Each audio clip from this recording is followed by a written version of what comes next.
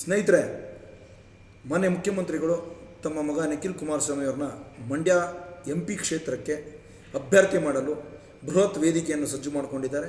ಎಲ್ಲ ತಯಾರಿಗಳು ಕೂಡ ನಡೀತಾ ಇದ್ದಾರೆ. ಈ ಸಂದರ್ಭದಲ್ಲಿ ನಾನು ಹಲವಾರು ಜನಗಳನ್ನ ಭೇಟಿ ಮಾಡಿದಾಗ, JDS ಅಭಿಮಾನಿಗಳನ್ನ ಭೇಟಿ ಮಾಡಿದಾಗ, ಸರ್ ಯಾಕೆ ನಾವು SM ಕೃಷ್ಣ ಅವ್ರನ್ನ, ಯಡಿಯೂರಪ್ಪನವ್ರನ್ನ ನಮ್ಮ ಜಿಲ್ಲೆಯ ಮಣ್ಣಿನ ಮಕ್ಕಳಾಗಿ ಅವ್ರನ್ನ ನಾವು ಬೆಂಬಲಿಸ್ತಾ ಇಲ್ಲ ಅಂತ ಕೇಳಿದ್ರೆ, ಅವರು ಈ ಜಿಲ್ಲೆಗೆ ಏನು ಕೊಟ್ಟಿದ್ದಾರೆ ಅಂತ ಕೇಳ್ತಾರೆ. ಅದನ್ನು ನಾನು ಅವ್ರ ಹತ್ರ ರಿಪೀಟ್ ಕೇಳ್ತೀನಿ. ಈ ಜಿಲ್ಲೆಗೆ ಕುಮಾರಸ್ವಾಮಿ ಅವರಿಗೆ ಒಂದು ಗ್ರಾಮ ಪಂಚಾಯತಿ ಹಿಡಿದು MP ತನಕ ಎಲ್ಲನೂ JDS ಮಯ ಮಾಡಿಟ್ಟಿದ್ದೀರಿ. ಅಂಥದ್ರಲ್ಲಿ ಮಂಡ್ಯಗೆ ಏನು ಕೊಟ್ಟಿದ್ದಾರೆ ಕುಮಾರಸ್ವಾಮಿ ಅಂತ ಕೇಳಿದ್ರೆ ಅವ್ರ ಬಳಿ ಉತ್ತರ ಇಲ್ಲ. ಆಮೇಲೆ ಶಿವಮೊಗ್ಗದಲ್ಲಿ ಯಡಿಯೂರಪ್ಪನವ್ರು ಹೋಗಿ ಹಾಗೆ ಮಾಡಿದ್ದಾರೆ, ಹೀಗೆ ಮಾಡಿದ್ದಾರೆ. ನಿಜ, ಶಿವಮೊಗ್ಗಕ್ಕೆ ಯಡಿಯೂರಪ್ಪನವರು ಬಹಳ ಅಭಿವೃದ್ಧಿ ಕೆಲಸ ಮಾಡಿದ್ದಾರೆ, ಖಂಡಿತ ಒಪ್ಪತಕ್ಕದ್ದು. ಆದರೆ ಶಿವಮೊಗ್ಗ ಒಂದು ಯಡಿಯೂರಪ್ಪನವರ ಹುಟ್ಟೂರಲ್ಲ, ಮಂಡ್ಯ ಅವರ ಹುಟ್ಟೂರು. ಆದರೂ ಏನಕ್ಕೆ ಅದು ಮಾಡಿದ್ದಾರೆ ಅಂತಂದರೆ, ಆ ಮಟ್ಟಕ್ಕೆ ಅಲ್ಲಿ ಒಂದು ಗ್ರಾಮ ಪಂಚಾಯತ್ ಹಿಡಿದು ಅಪ್ ಟು MP ತನಕ ಎಲ್ಲ ಕ್ಷೇತ್ರನೂ BJP ಆವರಿಸ್ಕೊಂಡಿದೆ. ಅದಕ್ಕೆ ಆ ಋಣ ತೀರ್ಸೋಕ್ಕೆ ಅವರು ಆ ಕ್ಷೇತ್ರನ ಆ ಮಟ್ಟದಲ್ಲಿ ಅಭಿವೃದ್ಧಿ ಮಾಡಿದ್ದಾರೆ.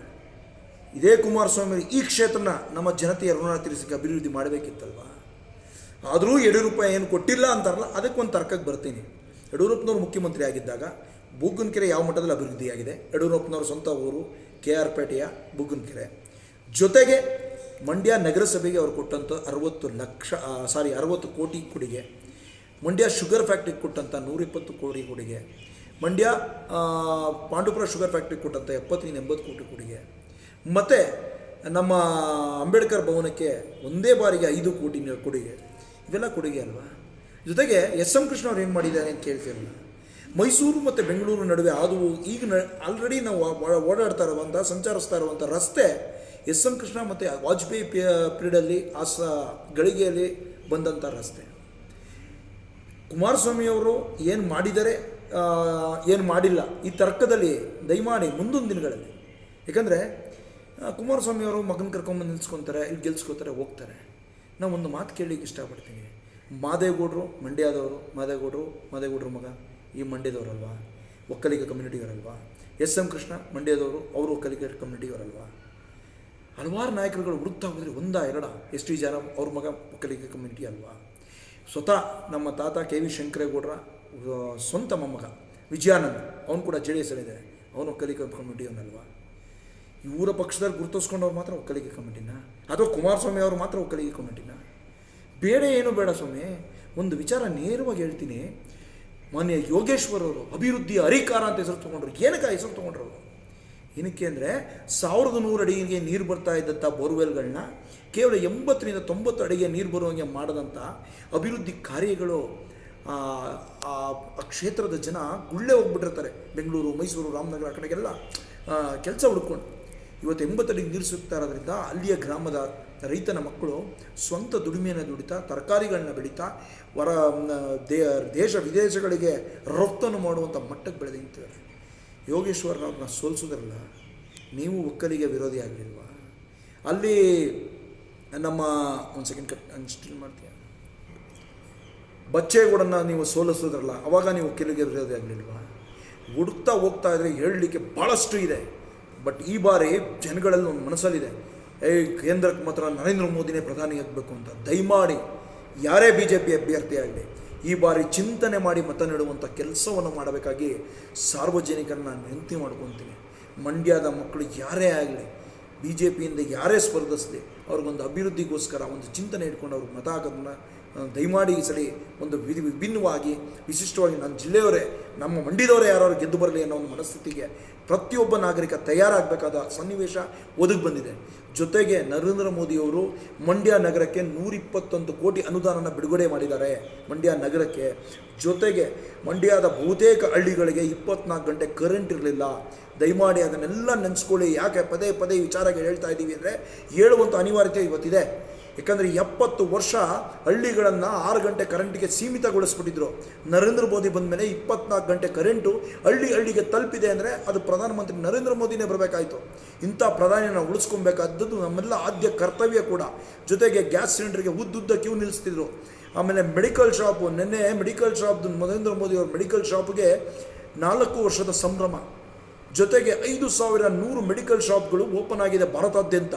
ದಯಮಾಡಿ ಸ್ನೇಹಿತರೆ, ನಿಮ್ಗೊಂದು ಮಾಹಿತಿ ಈ ಸಂದರ್ಭದಲ್ಲಿ ಹೇಳಲಿಕ್ಕೆ ಬಯಸ್ತೀನಿ. 600 ಮೆಡಿಸನ್ಗಳು 70-80% ಕಮ್ಮಿ ಬೆಲೆಯಲ್ಲಿ ಸಿಗ್ತಾ ಇದೆ. ಸರ್ಜಿಕಲ್ ಆಪರೇಷನ್ ಮೆಟೀರಿಯಲ್ಸ್ಗಳು 154ಕ್ಕೂ ಹೆಚ್ಚು ಮೆಟೀರಿಯಲ್ಗಳು ಇದೇ ಜನ್ಧನ್ ಮೆಡಿಕಲ್ ಶಾಪಲ್ಲಿ ಕಮ್ಮಿ ದರದಲ್ಲಿ 70% 80% ಕಮ್ಮಿ ದರದಲ್ಲಿ ಸಿಗ್ತಾ ಇದೆ.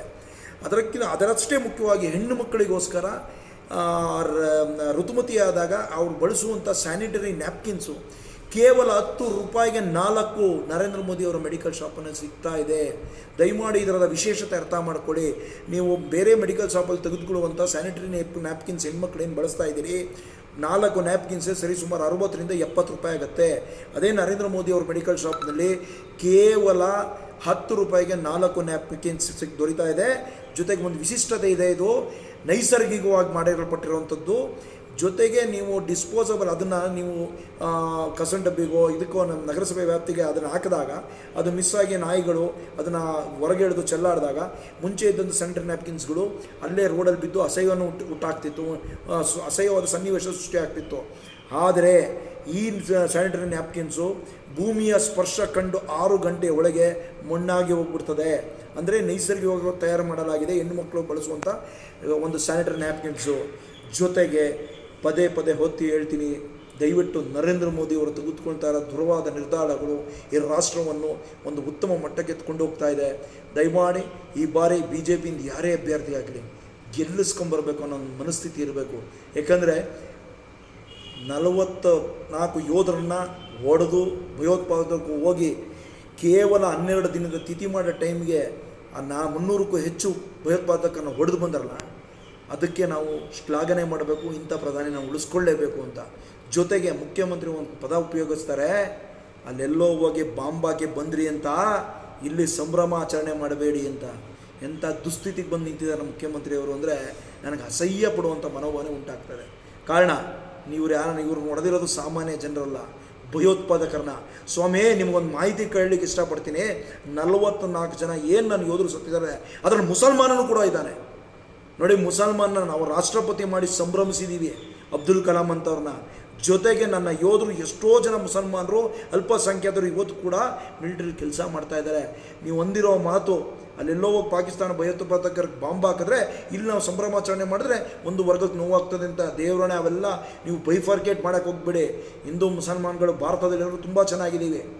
ಭಯೋತ್ಪಾದಕನೇ ಹತ್ತಿಕ್ಕಬೇಕು ಅಂತ ನರೇಂದ್ರ ಮೋದಿ ಅವರು ತೆಗೆದುಕೊಳ್ತಾ ಇರುವಂಥ ನಿರ್ಧಾರ, ಅವರು 170 ರಾಷ್ಟ್ರಗಳಿಂದ ಸುತ್ತದು ಬಂದದ್ದು ಇದೇ ವಿಚಾರವಾಗಿ, ಹೆಚ್ಚು ಒತ್ತು ಕೊಟ್ಟಿದ್ದು ಕೂಡ ಇದೇ ವಿಚಾರವಾಗಿ. ಭಯೋತ್ಪಾದಕತೆ ಬಂದು ಒಂದು ದೇಶಕ್ಕೆ ಮಾತ್ರ ಮಾರ್ಕ ಅಲ್ಲ, ಇಡೀ ವಿಶ್ವಕ್ಕೆ ಮಾರ್ಕ ಅಂತ ಭಯೋತ್ಪಾದಕತೆನ ಇಡೀ ವಿಶ್ವ ಇವತ್ತು ತೊಡಗಬೇಕು ಅಂತ ಹೋರಾಟ ಕೊಡ್ತಾ ಇರೋದ್ರಲ್ಲಿ ನರೇಂದ್ರ ಮೋದಿಯವರು ಮುಂಚೂಣಿಯಲ್ಲಿ ನಿಂತಿದ್ದಾರೆ ಅಂತ ನಾಯಕರ ಬಗ್ಗೆ ಹಗುರವಾಗಿ ಮಾತಾಡಬೇಡಿ. ನಿಮ್ಮ ಕುಟುಂಬನ ಬೆಳೆಸಲಿಕ್ಕೋಸ್ಕರ ಈ ಥರ ಮಂಡ್ಯದಲ್ಲಿ, ಏಕೆ ನಿಮ್ಮಲ್ಲೇ JDS ನಾಯಕರಿಲ್ವಾ? ಪದೇ ಕೇಳ್ತೀನಿ, ನಿಮ್ಮಲ್ಲಿ JDSಲ್ಲಿ ಮಾನ್ಯ ಶಂಕರೇಗೌಡರ ಸ್ವಂತ ಮೊಮ್ಮಗ ವಿಜಯಾನಂದ್ ಮತ್ತು SD ಜನ ಸ್ವಂತ ಪುತ್ರ ಆರ್ ಅಶೋಕ್ ಇವರು ಕ್ಯಾಂಡಿಡೇಟ್ ಮಾಡ್ಬೋದಾಗಿತ್ತಲ್ಲ. ನಿಮ್ಮ ಮಗನ್ನೇ ಮಾಡಬೇಕು ಅಂತ ಉದ್ದೇಶ ಏನು? ದಯಮಾಡಿ ಜನಗಳು ಪ್ರತಿಯೊಬ್ಬ ಇದನ್ನು ಅರ್ಥ ಮಾಡ್ಕೊಬೇಕು. ಮಂಡ್ಯದ ಮಣ್ಣನ ಮಕ್ಕಳಾದ ಯಡಿಯೂರಪ್ಪನವ್ರಿಗೆ ಮತ್ತು SM ಕೃಷ್ಣ ಅವರಿಗೆ ಅವಮಾನ ಮಾಡುವಂಥದ್ದು ಕೆಲಸಗಳು ನಡೀತಾ ಇದೆ. ಇವರಿಬ್ಬರು ಮಂಡ್ಯದ ಸುಪುತ್ರರು. ದಯಮಾಡಿ BJP ಪಕ್ಷದಲ್ಲಿ ಇಂಥ ಪ್ರಭಾವಿ ನಾಯಕರಿದ್ದಾರೆ.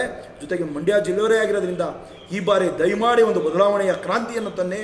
ದಯಮಾಡಿ BJP ಅಭ್ಯರ್ಥಿನ ಗೆಲ್ಲಿಸೋದ್ರ ಮೂಲಕ ಒಂದು ಸೂಕ್ತ ಸಂದೇಶವನ್ನು ರಾಷ್ಟ್ರಕ್ಕೆ, ರಾಜ್ಯಕ್ಕೆ ಎರಡಕ್ಕೂ ರವಾನಿಸಿ. ಯಾಕಂದರೆ ನನ್ನ ಇದ್ರೆ ನಾವು ಹೆಂಗೆ ಬೇಕಾದ್ರೆ ಕಿತ್ತಾಡ್ಕೊಂಡು ತಿನ್ಬೋದು.